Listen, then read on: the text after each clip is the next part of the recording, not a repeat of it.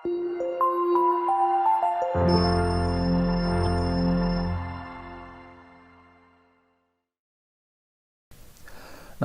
ಸ್ನೇಹಿತರೆ, ಅಮೋಘ ವರ್ಷ ಕೋಚಿಂಗ್ ಸೆಂಟರ್ ಯೂಟ್ಯೂಬ್ ಚಾನಲ್ಗೆ ನಿಮಗೆಲ್ಲ ಸ್ವಾಗತ. 27 ಆಗಸ್ಟ್ 2022 ಪ್ರಮುಖವಾದಂತಹ ಕರೆಂಟ್ ಅಫೇರ್ಸ್ ಟಾಪಿಕ್ಗಳನ್ನು ಡಿಸ್ಕಸ್ ಮಾಡೋಣ. ಡಿಸ್ಕಷನ್ ಸ್ಟಾರ್ಟ್ ಮಾಡೋದಕ್ಕಿಂತ ಮುಂಚೆ ಲಾಸ್ಟ್ ಸೆಷನ್ನಲ್ಲಿ ಕೇಳಲಾದಂತಹ ಪ್ರಶ್ನೆಯ ಸರಿಯಾದ ಉತ್ತರವನ್ನು ತಿಳಿದುಕೊಳ್ಳೋಣ. ಭಾರತವು ಮಿಗ್ ಯುದ್ಧ ವಿಮಾನವನ್ನು ಯಾವ ದೇಶದಿಂದ ಖರೀದಿಸುತ್ತದೆ ಅಂತ ಪ್ರಶ್ನೆ ಇದೆ. ಆಪ್ಷನ್ಗಳಲ್ಲಿ ಫ್ರಾನ್ಸ್, ರಷ್ಯಾ, USA, ಜರ್ಮನಿ ಅಂತ ಇದೆ. ಸೊ ಈ ಪ್ರಶ್ನೆಯ ಸರಿಯಾದ ಉತ್ತರ ಆಪ್ಷನ್ 2 ರಷ್ಯಾ. ಭಾರತವು ಮಿಗ್ ಸಿರೀಸ್ನ ಯುದ್ಧ ವಿಮಾನಗಳನ್ನು ರಷ್ಯಾ ದೇಶದಿಂದ ಆಮದು ಮಾಡಿಕೊಳ್ತಾ ಇತ್ತು. 2025 ವೇಳೆಗೆ ಹಾರಾಡುವಂತಹ ಶವಪೆಟ್ಟಿಗೆ ಎಂದೇ ಕುಖ್ಯಾತವಾದಂತಹ ಈ ಮಿಗ್ ಸಿರೀಸ್ನ ಯುದ್ಧ ವಿಮಾನಗಳನ್ನು ಕಂಪ್ಲೀಟ್ ಆಗಿ ಕೈ ಬಿಡಲಾಗುವುದು ಅಥವಾ ಡಿಕಮಿಷನ್ ಮಾಡಲಾಗುವುದು ಅಂತ ಭಾರತದ ವಾಯುಪಡೆಯಿಂದ ನಿರ್ಧಾರವನ್ನು ಮಾಡಲಾಗಿದೆ. ಸೊ ಇವತ್ತಿನ ಪ್ರಶ್ನೆಯನ್ನು ನೋಡೋಣ. ಭಾರತದ 15ನೇ ರಾಷ್ಟ್ರಪತಿ ಶ್ರೀಮತಿ ದ್ರೌಪದಿ ಮುರ್ಮು ಅವರು ಒಡಿಶಾದ ಯಾವ ಬುಡಕಟ್ಟು ಜನಾಂಗಕ್ಕೆ ಸೇರಿದವರಾಗಿದ್ದಾರೆ ಅಂತ ಪ್ರಶ್ನೆ ಇದೆ. 15th president of India Shrimati Draupadi Murmu belongs to which of the below tribes of Odisha? ಆಪ್ಷನ್ಗಳಲ್ಲಿ ಗೋಂಡ್, ಸಂತಾಲ್, ನಾಗಾ ಅಥವಾ ಚಕ್ಮಾ ಬುಡಕಟ್ಟು ಜನಾಂಗ ಅಂತ ಇದೆ. ಸರಿಯಾದ ಉತ್ತರವನ್ನು ಆಪ್ಷನ್ಗಳೊಂದಿಗೆ ಕಮೆಂಟ್ ಬಾಕ್ಸ್ನಲ್ಲಿ ಕಮೆಂಟ್ ಮಾಡಿ. ಮುಂದಿನ ಸೆಷನ್ನಲ್ಲಿ ಇದರ ಸರಿಯಾದ ಉತ್ತರವನ್ನು ತಿಳಿದುಕೊಳ್ಳೋಣ. ಅದೇ ರೀತಿ ಲಾಸ್ಟ್ ಸೆಷನ್ನಲ್ಲಿ ಸರಿಯಾಗಿ ಆನ್ಸರ್ ಮಾಡಿದಂತಹ ಎಲ್ಲ ಕ್ಯಾಂಡಿಡೇಟ್ಸ್ಗಳಿಗೂ ಕಂಗ್ರ್ಯಾಚುಲೇಷನ್ಸ್. ಇದೇ ರೀತಿ ಡಿಸ್ಕಷನ್ನಲ್ಲಿ ಭಾಗವಹಿಸ್ತಾ ಇರಿ. ನಮ್ಮ ಅಮೋಘ ವರ್ಷ ಕೋಚಿಂಗ್ ಸೆಂಟರ್ನಲ್ಲಿ ಹೊಸ PC ಮತ್ತು PSI ಬ್ಯಾಚ್ಗಳು ಪ್ರಾರಂಭವಾಗ್ತಾ ಇದ್ದು, ಇಂಟ್ರೆಸ್ಟ್ ಇರುವಂತಹ ಸೀರಿಯಸ್ ಆಸ್ಪಿರೆಂಟ್ಸ್ಗಳು ವಿಜಯನಗರದಲ್ಲಿರುವಂತಹ ಬ್ರಾಂಚ್ಗೆ ಭೇಟಿ ನೀಡುವುದರ ಮೂಲಕ ಅಡ್ಮಿಷನ್ ಮಾಡ್ಕೋಬೋದು. ಈ ಇನ್ಫಾರ್ಮೇಷನ್ನ ನಿಮ್ಮ ಫ್ರೆಂಡ್ಸ್ ಜೊತೆ ಮತ್ತು ಎಲ್ಲ ಆಸ್ಪಿರೆಂಟ್ಸ್ ಜೊತೆ ಶೇರ್ ಮಾಡಿ ಅಂತ ಹೇಳ್ತಾ, ನಿಮ್ಮ ಯಾವುದೇ ಕ್ವೆರೀಸ್ಗಳಿದ್ರೆ ಈ ಒಂದು ಕೆಳಗಿನ ಕಾಂಟ್ಯಾಕ್ಟ್ ನಂಬರನ್ನು ನೀವು ಸಂಪರ್ಕಿಸುವುದರ ಮೂಲಕ ಕ್ವೆರೀಸ್ಗಳನ್ನು ಕ್ಲಿಯರ್ ಮಾಡ್ಕೋಬೋದು. ಅಮೋಘ ವರ್ಷ ಯೂಟ್ಯೂಬ್ ಚಾನಲನ್ನು ಹೊಸದಾಗಿ ಭೇಟಿ ನೀಡಿದರೆ ಸಬ್ಸ್ಕ್ರೈಬ್ ಮಾಡಿ, ಬೆಲ್ ಐಕಾನನ್ನು ಕ್ಲಿಕ್ ಮಾಡಿ. ಇದರಿಂದ ನಾವು ಅಪ್ಲೋಡ್ ಮಾಡುವಂಥ ಎಲ್ಲ ವಿಡಿಯೋಗಳ ನೋಟಿಫಿಕೇಷನ್ ಪಡಿಬಹುದು. ಅದೇ ರೀತಿ ಕಂಟೆಂಟ್ ಇಷ್ಟ ಆದರೆ ನಿಮ್ಮ ಫ್ರೆಂಡ್ಸ್ ಜೊತೆ ಶೇರ್ ಮಾಡಿ. ನಿಮ್ಮ ಯಾವುದೇ ಕ್ವೆರೀಸ್ಗಳು, ಸಜೆಷನ್ಗಳು ಇದ್ದರೆ ಕಮೆಂಟ್ ಬಾಕ್ಸ್ನಲ್ಲಿ ಕಮೆಂಟ್ ಮಾಡಿ ಅಂತ ಹೇಳ್ತಾ, ಇವತ್ತಿನ ಡಿಸ್ಕಷನ್ಗೆ ಸಂಬಂಧಿಸಿದಂತಹ ಮೊದಲ ಪ್ರಶ್ನೆಯನ್ನು ನೋಡೋಣ. ಕೆಳಗಿನ ಯಾವ ದೇಶವು SCO ಅಥವಾ ಶಾಂಘೈ ಕೋಆಪರೇಷನ್ ಆರ್ಗನೈಸೇಷನ್ನ ಸದಸ್ಯತ್ವವನ್ನು ಹೊಂದಿಲ್ಲ ಅಂತ ಪ್ರಶ್ನೆ ಇದೆ. ಆಪ್ಷನ್ಗಳಲ್ಲಿ ನೇಪಾಳ, ಭಾರತ, ಪಾಕಿಸ್ತಾನ್, ಉಜ್ಬೇಕಿಸ್ತಾನ್ ಅಂತ ಇದೆ. ಸೊ ಸರಿಯಾದ ಉತ್ತರ ಆಪ್ಷನ್ 1 ನೇಪಾಳ.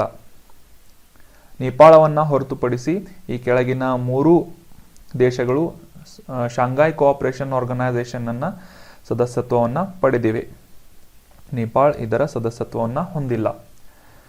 ಸೊ ಈ ಕುರಿತಾದಂತಹ ಒಂದು ನ್ಯೂಸ್ ಆರ್ಟಿಕಲನ್ನು ಡಿಸ್ಕಸ್ ಮಾಡೋದಾದರೆ, ನಮ್ಮ ರಕ್ಷಣಾ ಸಚಿವರಾದಂತಹ ರಾಜನಾಥ್ ಸಿಂಗ್ ಅವರು ಈ ಶಾಂಘೈ ಸಹಕಾರ ಸಂಘಟನೆ ಅಥವಾ ಶಾಂಘೈ ಕೋಆಪರೇಷನ್ ಆರ್ಗನೈಸೇಷನ್ನ ರಕ್ಷಣಾ ಸಚಿವರ ಸಮಾವೇಶದಲ್ಲಿ, ಶೃಂಗಸಭೆಯ ಸಮಾವೇಶದಲ್ಲಿ ಭಾಗವಹಿಸ್ತಾ ಇದ್ದಾರೆ.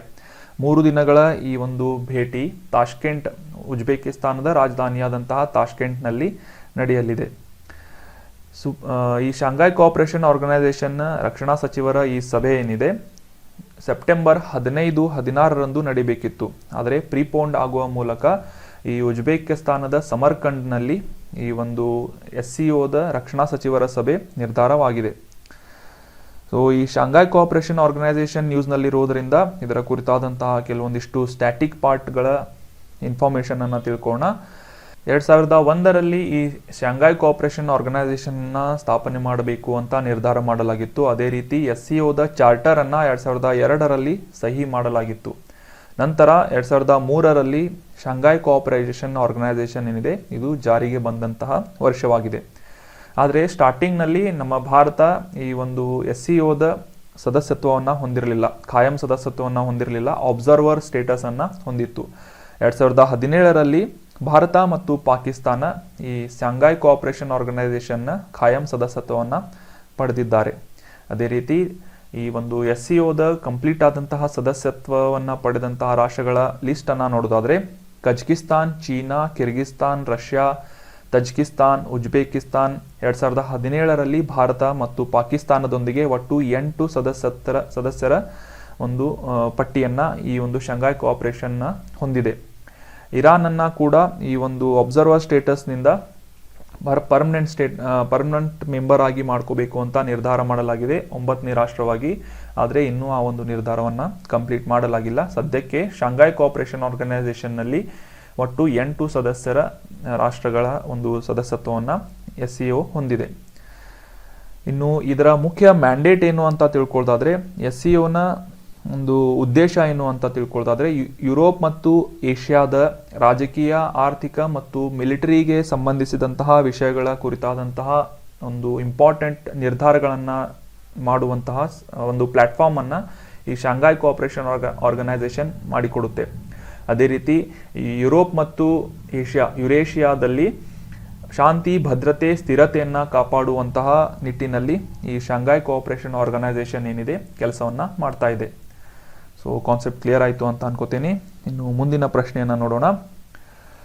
ನಮ್ಮ ಭಾರತದ ಸಂವಿಧಾನದ ಯಾವ ವಿಧಿಯ ಅಡಿಯಲ್ಲಿ ಸುಪ್ರೀಂ ಕೋರ್ಟ್ ತನ್ನ ತೀರ್ಪನ್ನು ಮರುಪರಿಶೀಲಿಸಬಹುದಾಗಿದೆ ಅಂತ ಪ್ರಶ್ನೆ ಇದೆ.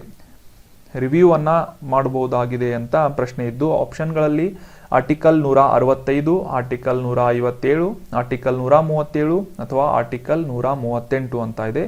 ಸೊ ಸರಿಯಾದ ಉತ್ತರ ಆಪ್ಷನ್ 3, ಆರ್ಟಿಕಲ್ 137ರ ಅಡಿಯಲ್ಲಿ ನಮ್ಮ ಭಾರತದ ಸಂವಿಧಾನದಲ್ಲಿ ಸುಪ್ರೀಂ ಕೋರ್ಟ್ ನೀಡಿರುವಂತಹ ಯಾವುದೇ ರೀತಿಯಾದಂತಹ ತೀರ್ಪುಗಳನ್ನು ಮರುಪರಿಶೀಲಿಸುವ ಅಥವಾ ರಿವ್ಯೂ ಮಾಡುವಂತಹ ಅಧಿಕಾರವನ್ನು ಸುಪ್ರೀಂ ಕೋರ್ಟ್ ಪಡೆದುಕೊಂಡಿದೆ. ಆರ್ಟಿಕಲ್ 137 ನೆನ್ಪಿಟ್ಕೊಳ್ಳಿ. ಇದರ ರಿಲೇಟ್ ಆದಂತಹ ಒಂದು ಸಣ್ಣ ಇನ್ಫಾರ್ಮೇಷನ್ ಅನ್ನು ಡಿಸ್ಕಸ್ ಮಾಡೋಣ. ರೀಸೆಂಟ್ ಆಗಿ ನಮ್ಮ ಭಾರತದ ಸುಪ್ರೀಂ ಕೋರ್ಟ್ ಜುಲೈ 27ರಲ್ಲಿ ವಿಜಯ್ ಮದನ್ ಲಾಲ್ ಚೌಧರಿ ಮತ್ತು others versus union of India ಅನ್ನುವ ಒಂದು ಕೇಸ್ನಲ್ಲಿ ನೀಡಿದ ಒಂದು ತೀರ್ಪಿನ ಪ್ರಕಾರ ಈ prevention of money laundering act ಇದರ ಅಡಿಯಲ್ಲಿ ಇರುವಂತಹ ಎಲ್ಲ ನಿಬಂಧನೆಗಳನ್ನು ಎತ್ತಿ ಹಿಡಿಯುವ ಮೂಲಕ ಒಂದು ಆರ್ಡರ್ ಅನ್ನ ಪಾಸ್ ಮಾಡಿತ್ತು. 2002ರ ಈ ಮನಿ ಲಾಂಡ್ರಿಂಗ್ ಆಕ್ಟ್ PMLA ಅಂತ ಇದನ್ನ ಕರೆಯಲಾಗುತ್ತೆ, prevention of money laundering act ಅಂತ. ಸೊ ಇದರ ಅಡಿಯಲ್ಲಿ ಇರುವಂತಹ ನಿಬಂಧನೆಗಳನ್ನು, ಆರ್ಟಿಕಲ್ಸ್ಗಳನ್ನು ಎತ್ತಿ ಹಿಡಿಯುವ ಮೂಲಕ ಈ ಒಂದು ಆರ್ಡರ್ ಅನ್ನ ಪಾಸ್ ಮಾಡಲಾಗಿತ್ತು. ಸೊ ಆ ಒಂದು ಆರ್ಡರ್ ಅನ್ನ ಮರುಪರಿಶೀಲಿಸುವಂತೆ ಒಂದು ರಿವ್ಯೂ ಪಿಟಿಷನ್ ಅನ್ನ ಈ ಒಂದು ಸುಪ್ರೀಂ ಕೋರ್ಟ್ಗೆ ಆ್ಯಡ್ ಮಾಡಲಾಗಿತ್ತು. ಸೊ ಜುಲೈ 27ರಂದು ನೀಡಿದಂತಹ ಈ ತೀರ್ಪನ್ನ ರಿವ್ಯೂ ಮಾಡುವ ಒಂದು ನಿರ್ಧಾರವನ್ನ ಸುಪ್ರೀಂ ಕೋರ್ಟ್ ತೆಗೆದುಕೊಂಡಿದೆ.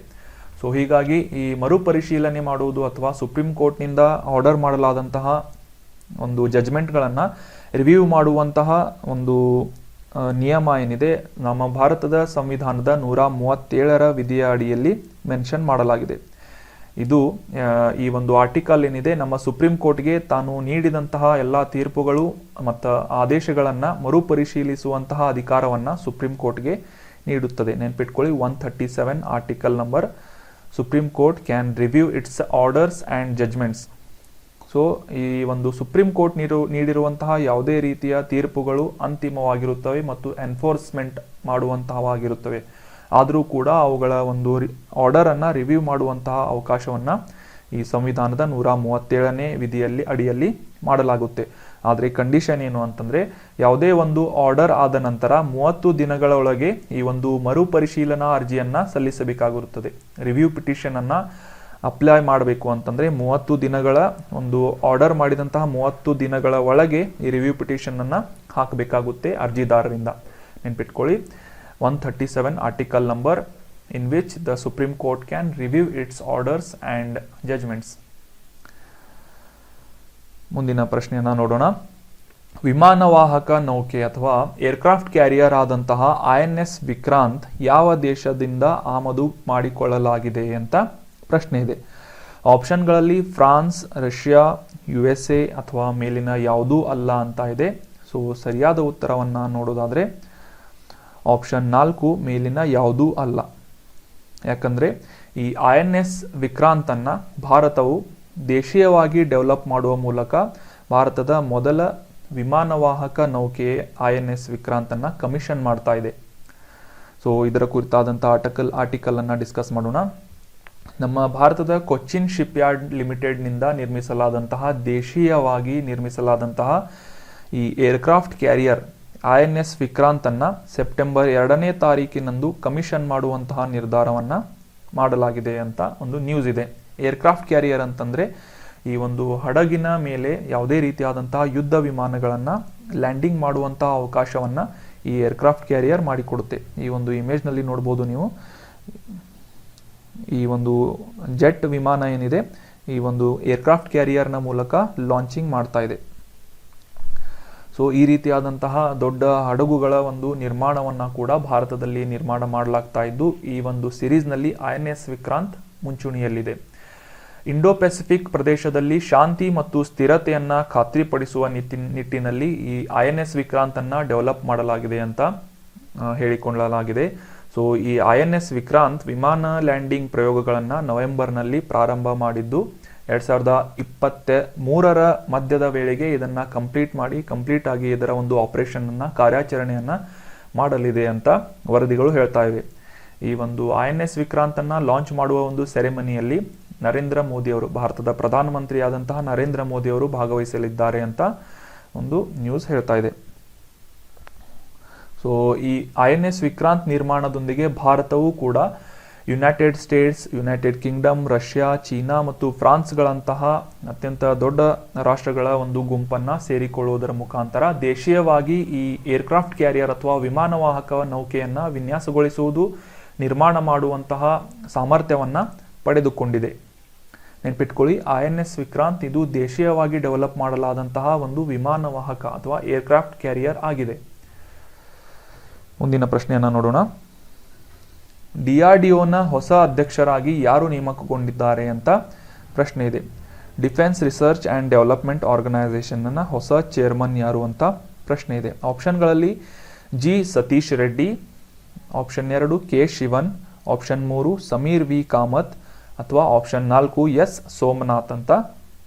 ಸೊ ಈ ಪ್ರಶ್ನೆಯ ಸರಿಯಾದ ಉತ್ತರ ಆಪ್ಷನ್ 3 ಸಮೀರ್ V. ಕಾಮತ್ ಅವರನ್ನ ಹೊಸದಾಗಿ DRDO ಸಂಸ್ಥೆಯ ಅಧ್ಯಕ್ಷರನ್ನಾಗಿ ನೇಮಕ ಮಾಡಲಾಗಿದೆ. ಸಮೀರ್ V. ಕಾಮತ್, ನೆನ್ಪಿಟ್ಕೊಳ್ಳಿ.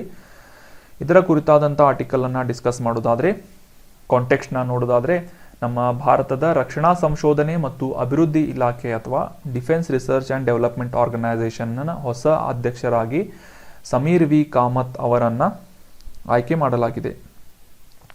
ಇದಕ್ಕಿಂತ ಮುಂಚೆ G. ಸತೀಶ್ ರೆಡ್ಡಿ ಅವರ ಒಂದು ಉತ್ತರಾಧಿಕಾರಿಯಾಗಿ ಸಮೀರ್ V. ಕಾಮತ್ ಅವರು ಅಧಿಕಾರವನ್ನು ಸ್ವೀಕಾರ ಮಾಡಲಿದ್ದಾರೆ. ಸದ್ಯಕ್ಕೆ ಈ G. ಸತೀಶ್ ರೆಡ್ಡಿ ಅವರನ್ನ ರಕ್ಷಣಾ ಸಚಿವ ರಾಜನಾಥ್ ಸಿಂಗ್ ಅವರಿಗೆ ವೈಜ್ಞಾನಿಕ ಸಲಹೆಗಾರ ಅಥವಾ ಸೈಂಟಿಫಿಕ್ ಅಡ್ವೈಸರ್ ಆಗಿ ಪ್ರಮೋಟ್ ಮಾಡಲಾಗಿದ್ದು, ಸದ್ಯಕ್ಕೆ G. ಸತೀಶ್ ರೆಡ್ಡಿ ಅವರನ್ನ DRDOದ ನೂತನವಾದಂಥ ಅಧ್ಯಕ್ಷರನ್ನಾಗಿ ಮಾಡಲಾಗಿದೆ. ಇದಕ್ಕಿಂತ ಮುಂಚೆ ನೌಕಾ ವ್ಯವಸ್ಥೆಗಳು ಮತ್ತು ಸಾಮಗ್ರಿಗಳ ಮಹಾನಿರ್ದೇಶಕರಾಗಿ ಕೆಲಸ ಮಾಡ್ತಿದ್ದಂತಹ ಕಾಮತ್ ಅವರನ್ನ ಪ್ರಮೋಟ್ ಮಾಡಿ DRDOನ ಹೊಸ ಅಧ್ಯಕ್ಷರನ್ನಾಗಿ ನೇಮಕ ಮಾಡಲಾಗಿದೆ. ಸೊ DRDO ನ್ಯೂಸ್ನಲ್ಲಿರುವುದರಿಂದ DRDOಗೆ ಸಂಬಂಧಿಸಿದಂತಹ ಕೆಲವೊಂದಿಷ್ಟು ಮಾಹಿತಿಯನ್ನು ತಿಳಿದುಕೊಳ್ಳೋಣ. Defence research and development organisation ಅನ್ನುವ ಒಂದು ಫುಲ್ ಫಾರ್ಮ್ ಅನ್ನು ಹೊಂದಿರುವಂತಹ ಈ ಸಂಸ್ಥೆ 1958ರಲ್ಲಿ ಸ್ಥಾಪನೆಯಾಗಿತ್ತು. ಇದರ ಮುಖ್ಯ ಕಚೇರಿ ನವದೆಹಲಿಯಲ್ಲಿದೆ. ಅದೇ ರೀತಿ ಮಿಲಿಟರಿ ಸಂಶೋಧನೆಗಳು ಮತ್ತು ಒಂದು ಸಂಶೋಧನೆಗಳ ಇಕ್ವಿಪ್ಮೆಂಟ್ಸ್ಗಳ ಡೆವಲಪ್ಮೆಂಟ್ ಮಾಡುವ ಒಂದು ಜವಾಬ್ದಾರಿಯನ್ನು DRDO ಸಂಸ್ಥೆ ಪಡೆದುಕೊಂಡಿದೆ. ಮುಂದಿನ ಪ್ರಶ್ನೆಯನ್ನು ನೋಡೋಣ. ಎ ನ್ಯೂ ಇಂಡಿಯಾ ಎನ್ನುವ ಆಯ್ದ ಬರಹಗಳು 2014ರಿಂದ 19ರವರೆಗಿನ ಈ ಒಂದು ಆಯ್ದ ಬರಹಗಳ ಸಂಕಲನವನ್ನು ರೀಸೆಂಟ್ ಆಗಿ ಲಾಂಚ್ ಮಾಡಲಾಯಿತು. ಈ ಪುಸ್ತಕವನ್ನಾಗಿ ಲಾಂಚ್ ಮಾಡಲಾದಂತಹ ಎ ನ್ಯೂ ಇಂಡಿಯಾ ಪುಸ್ತಕವನ್ನು ಯಾವ ರಾಜಕೀಯ ನಾಯಕನಿಗೆ ಅಥವಾ ಯಾವ ಪೊಲಿಟಿಕಲ್ ಲೀಡರ್ಗೆ ಸಂಬಂಧಿಸಿದಂತೆ ಈ ಒಂದು ಬುಕ್ಕನ್ನು ಲಾಂಚ್ ಮಾಡಲಾಗಿದೆ ಅಂತ ಪ್ರಶ್ನೆ ಇದೆ. ಆಪ್ಷನ್ಗಳಲ್ಲಿ ನಿರ್ಮಲಾ ಸೀತಾರಾಮನ್, ಸುಷ್ಮಾ ಸ್ವರಾಜ್, ಅರುಣ್ ಜೇಟ್ಲಿ ಅಥವಾ S. ಜೈಶಂಕರ್ ಅಂತ ಇದೆ. ಸೊ ಸರಿಯಾದ ಉತ್ತರ ಅರುಣ್ ಜೇಟ್ಲಿ. ನಮ್ಮ ಮಾಜಿ ಹಣಕಾಸು ಸಚಿವರಾದಂತಹ ದಿವಂಗತ ಅರುಣ್ ಜೇಟ್ಲಿ ಅವರ ಹೆಸರಿನಲ್ಲಿ ಎ ನ್ಯೂ ಇಂಡಿಯಾ ಎನ್ನುವ ಆಯ್ದ ಬರಹಗಳ ಸಂಕಲನವನ್ನು ರಿಲೀಸ್ ಮಾಡಲಾಗಿದೆ. ಈ ಒಂದು ಬುಕ್ ರಿಲೀಸ್ ಸೆರೆಮನಿಯಲ್ಲಿ ನಮ್ಮ ಭಾರತದ ಮಾಜಿ ಉಪಾಧ್ಯಕ್ಷರಾದಂತಹ M. ವೆಂಕಯ್ಯ ನಾಯ್ಡು ಅವರು ಉಪಸ್ಥಿತರಿದ್ದರು. ಅಷ್ಟೇ ಅಲ್ಲದೆ ಈ ನ್ಯೂ ಇಂಡಿಯಾ ಸೆಲೆಕ್ಟೆಡ್ ರೈಟಿಂಗ್ 2014-19 ಅನ್ನುವ ಪುಸ್ತಕವನ್ನು ಬಿಡುಗಡೆ ಮಾಡಿದ್ದಾರೆ. ಸೊ ಮಾಜಿ ಕೇಂದ್ರ ಸಚಿವರಾದಂತಹ ಮತ್ತು ಪದ್ಮ ವಿಭೂಷಣ ಅರುಣ್ ಜೇಟ್ಲಿ ಅವರ ಒಂದು ಆಯ್ದ ಲೇಖನಗಳ ಸಂಕಲನವಾಗಿ ಎ ನ್ಯೂ ಇಂಡಿಯಾ ಅನ್ನುವ ಪುಸ್ತಕವನ್ನು ಲಾಂಚ್ ಮಾಡಲಾಗಿದೆ. ಅರುಣ್ ಜೇಟ್ಲಿ ಅವರ ಮರಣೋತ್ತರವಾಗಿ ಪ್ರಕಟವಾದಂತಹ ಈ ಪುಸ್ತಕದಲ್ಲಿ ಮುಖ್ಯವಾಗಿ 2014 ಮತ್ತು 14ರಿಂದ 19ರವರೆಗೆ ಬಿಜೆಪಿ ಸರ್ಕಾರದ ಪಾಲಿಸಿಗಳ ಬಗ್ಗೆ ಸ್ಪಷ್ಟವಾದಂತಹ ಮತ್ತು ಆಫಿಷಿಯಲ್ ಆದಂತಹ ಚರ್ಚೆಗಳ ಕುರಿತಾದಂತಹ ಆರ್ಟಿಕಲ್ಸ್ಗಳ ಒಂದು ಸಂಕಲನವನ್ನು ನ್ಯೂ ಇಂಡಿಯಾ ಅನ್ನುವ ಪುಸ್ತಕದಲ್ಲಿ ಆ್ಯಡ್ ಮಾಡಲಾಗಿದೆ. ಸೊ ಕಳೆದ 5 ವರ್ಷ ಅಂದರೆ 2014ರಿಂದ 19 ವರ್ಷಗಳ 5 ವರ್ಷಗಳ ಒಂದು ಟೈಮ್ನಲ್ಲಿ ದೇಶವು ಸಾಕಷ್ಟು ವಿಧವಾದಂತಹ ವ್ಯಾಪಕವಾದಂತಹ ಬದಲಾವಣೆಗಳ ಒಂದು ಸಮೀಕ್ಷೆಯನ್ನ ಈ ಒಂದು ಪುಸ್ತಕದಲ್ಲಿ ಮಾಡಲಾಗಿದೆ. ಈ ಒಂದು ಸಂದರ್ಭದಲ್ಲಿ ಬಿಜೆಪಿ ಕೈಗೊಂಡಂತಹ ಪ್ರಮುಖವಾದಂತಹ ಬದಲಾವಣೆಗಳಲ್ಲಿ GSTಯನ್ನ ಜಾರಿಗೊಳಿಸುವುದಾಗಿರಬಹುದು, ನೋಟನ್ನು ಅಮಾನ್ಯೀಕರಣ ಮಾಡುವುದು ಅಥವಾ ನೋಟ್ ಬ್ಯಾನ್ ಮಾಡುವುದಾಗಿರ್ಬೋದು, ಕಾಶ್ಮೀರದ ಸಮಸ್ಯೆಗಳನ್ನು ಬಗೆಹರಿಸುವುದಾಗಿರ್ಬೋದು ಮತ್ತು ಕಾಂಗ್ರೆಸ್ನ ಕುಟುಂಬ ರಾಜಕೀಯದ ಅಂತ್ಯವಾಗಿರಬಹುದು, ಪ್ರಾದೇಶಿಕವಾದಂತಹ ಶಕ್ತಿಗಳ ನಡುವಿನ ಬಿರುಕುಗಳಾಗಿರ್ಬೋದು, ಈ ಒಂದು ಸಾಕಷ್ಟು ದೇಶದ ಕುರಿತಾದಂತಹ ಬಿಕ್ಕಟ್ಟಿನ ಕೆಲವೊಂದಿಷ್ಟು ವಿಷಯಗಳನ್ನು ಮತ್ತು ದೊಡ್ಡ ರಾಜಕೀಯ ಪ್ರವೃತ್ತಿಗಳ ಬಗ್ಗೆ ಈ ಒಂದು ಪುಸ್ತಕದಲ್ಲಿ ಮೆನ್ಷನ್ ಮಾಡಲಾಗಿದೆ. ಈ ಒಂದು ಪುಸ್ತಕ ಬಿಜೆಪಿಯ ಸುಧಾರಣೆಗಳು ಸಮಗ್ರವಾದಂತಹ ನಕ್ಷೆಯನ್ನು ಒದಗಿಸುವುದಷ್ಟೇ ಅಲ್ಲದೆ ಈ ರಾಷ್ಟ್ರದ ಸ್ಥಿತಿಯ ಕುರಿತಾದಂತಹ ಸಮಸ್ಯೆಗಳ ಕುರಿತಾದಂತಹ ವಿಶ್ಲೇಷಣೆಯನ್ನು ಮಾಡುವುದು ಈ ಒಂದು ಆಯ್ದ ಬರಹಗಳ ಒಂದು ಸಂಕಲನದಲ್ಲಿ ನ್ಯೂ ಇಂಡಿಯಾ ಅನ್ನುವ ಪುಸ್ತಕದಲ್ಲಿ ಮೆನ್ಷನ್ ಮಾಡಲಾಗಿದೆ. ಸೊ ಡಿಸ್ಕಷನ್ ಹೇಗೆ ಅನಿಸ್ತು ಅಂತ ಕಮೆಂಟ್ ಬಾಕ್ಸ್ನಲ್ಲಿ ಕಮೆಂಟ್ ಮಾಡಿ. ಯಾವುದೇ ಸಜೆಷನ್ಗಳಿದ್ರೆ ಕಮೆಂಟ್ ಮಾಡಿ. Thank you so much for joining the discussion. Have a nice day.